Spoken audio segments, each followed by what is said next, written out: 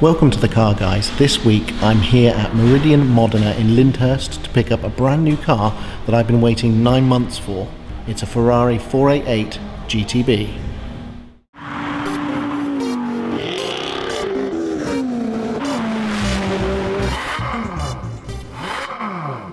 So here it is, my new Ferrari 488 GTB. Absolutely stunning car, 3.9 litre twin turbo.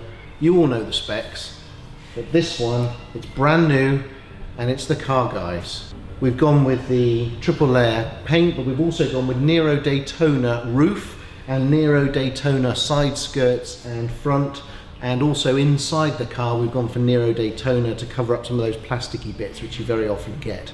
So this is a very classy spec, but of course it's dominated by that spectacular Rosso Fuoco red paint. We cannot wait to take this out for a run. This is a frankly terrifying maneuver to put a new car through. We're about to watch the 488 come through a very tight door.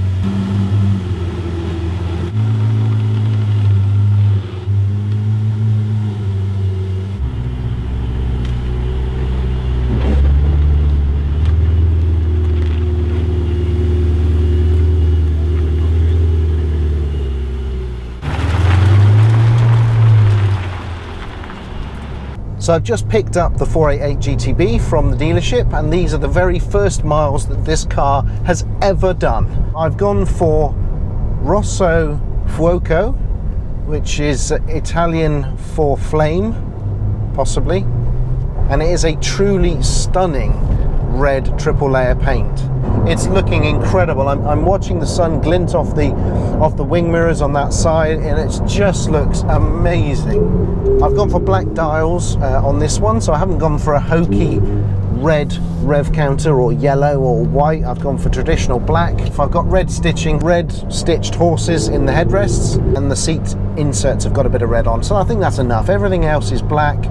Initial impressions are this is a meaty 458 Italia. The brakes are good, it's phenomenally fast, it handles well, ground clearance is good, bump suppression is good. Oh, the front end really tucks in on these bends. This is a well-balanced car without a doubt. Look at that, wow. We are properly moving there. That is fantastic. Bravissimo!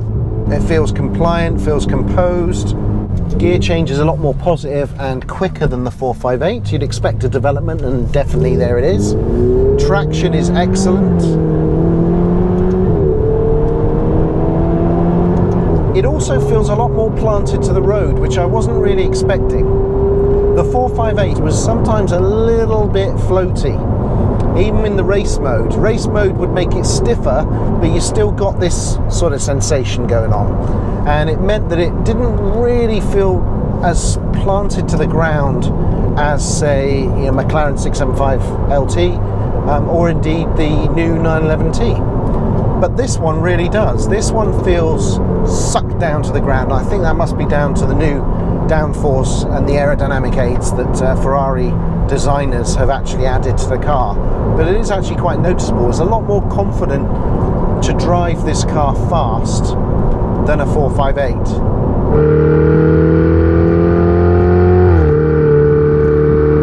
So top 5 points about this Ferrari 488 GTB. The sheer speed of the thing, the interior quality, the exterior looks, the improved drivetrain over the 458, and the noise. That's right, the noise. Bet you never thought I'd say that about a turbocharged car. So let's go through each one of those in detail. Number one, the speed of the thing. A 458 Italia is not a slow car. This is ludicrously faster, and when you're on full song with those turbos spinning, it is an exceptionally quick car. It takes your breath away. I mean, it really caught me by surprise. This has got some pace to it. It might not be as quick as some of the other supercars that we've seen recently, your McLaren 720S for example, but it's plenty fast enough. Oh, here we go, see, in third, and then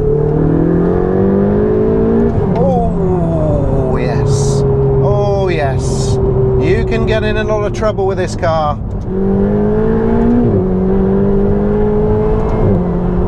Oh. This is a very quick car, he said, doing 20 miles an hour around a man with a pink shirt.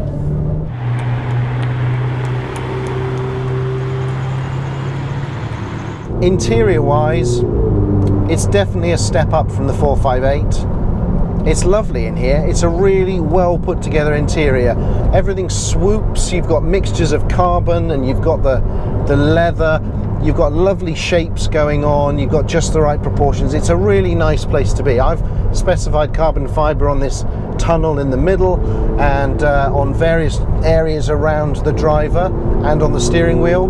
So, you know, it's a real classy interior, this. I've also gone for these sort of Gold Lake, unbelievably cool seats, which are an expensive option, but they just look amazing and they're very, very supportive. Exterior looks, I mean, obviously the 458 was a beautiful looking car and the 488 is similar. It's more muscular. It's got vents and curves. You can see a lot more of a pronounced curve on the bonnet compared to the 458. Very much more like the Speciale. But the biggest change obviously is those big old vents in the back, which dominate your rear view. As you look in the wing mirrors, all you can see are those colossal vents feeding cool air to the engine. Ferrari got it spot on with the 458, and obviously the 488 is just a slight evolution of that. If it ain't broke, don't fix it. The drivetrain is a surprise. This has been significantly upgraded from the 458. If I'm being honest, the 458 in low speeds, the gearbox can be a little bit clunky. Even when you're changing up and you're putting on pace, you get quite a lot of jerkiness in it. You don't really get any of that in the 488. The drivetrain itself is smoother in every respect. Changing up, changing down, full throttle, part throttle, hardly any throttle. It's a much smoother experience. There's a big improvement over the 458. And the noise.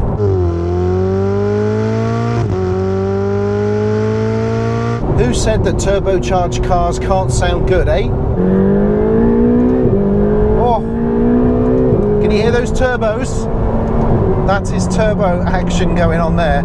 You get a lovely roar from the exhaust and then it's accompanied by a whistle. So very similar in principle to the 911T that we've just had, but it's a much deeper, more aggressive roar that underpins it. There's lots of interesting and subtle noises all the way through the rev range. There's the full-on bellow, there's the tickle, there's the gargle. It's got a lot of character. Listen to that. It's phenomenal. Yeah, it's a great sounding car. I've no idea what it sounds like outside. You'll have to tell me sometime. So that's my good first impressions. What about the bad?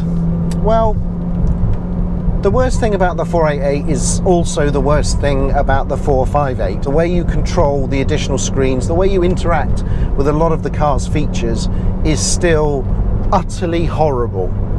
It is an archaic system involving holding buttons, pushing buttons, never really understanding which button to press, flicking to the wrong screens, getting lost in screens. It's just something that these days no other manufacturer really makes you tolerate.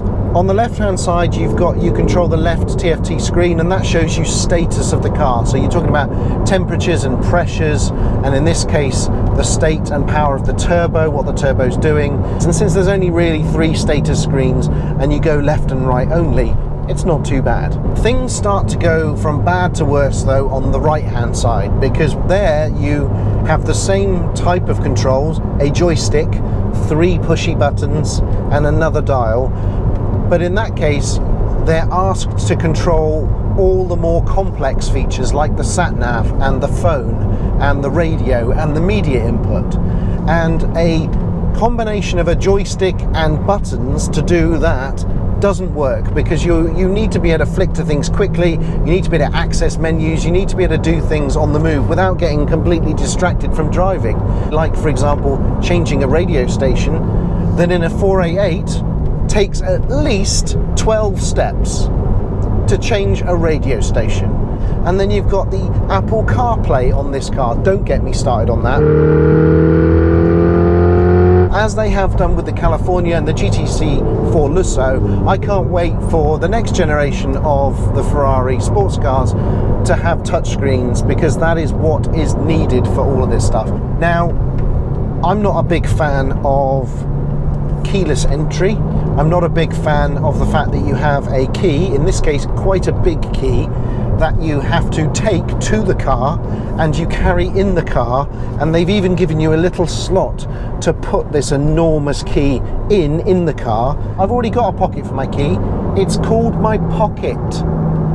And you think, well, hang on a minute, if you have to go to all that trouble to bring a key to the car, put it in a slot, why can't I just put it in the car to start it? Why on earth do I need it to be keyless in any way? It's something else that's going to go wrong. It's utterly unnecessary. I never found a chore putting in a key and turning it to start a car. It wasn't a big problem, Ferrari. I know other people do it. McLaren did it because they were the new guys on the block and they wanted to be cool. But you don't have to do it.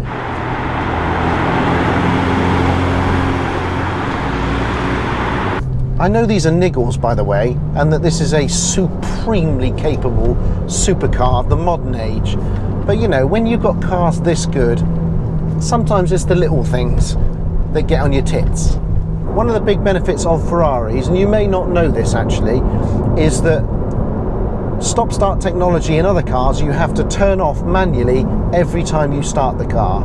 In Ferraris, you press a button up here and it goes off forever. You never have to worry about it again. That Ferrari is fantastic, and I love you for that. Should we take it through a cheeky tunnel drive? Yeah, let's just put the window down. Let's take it through a tunnel. See what happens, shall we? Here we go. Ready? Oh, yes! I've waited 9 months for this car, and I didn't ever really think that I wanted a 488 at all. I wasn't that fussed. I love the 458, got no complaints there. The 488 I saw as a slight revision. I didn't really like the turbocharged nature of it, so I wasn't really that fussed. One thing I'm looking forward to is Jason getting in it. So Jason will be along soon to jump in the car. So far, this first drive, just bringing it back to the Car Guys HQ, yeah, I mean, I'm actually liking it a lot more than I thought I would. So a big thanks to Sam at Meridian Modena for delivering the car and for taking me through it. Obviously this is just the first drive. We'll be doing a full review of this car with Jason very, very soon. Thanks for watching the video, guys. Hope you enjoyed the 488 GTB. Please subscribe, leave likes and comments, and we'll see you soon.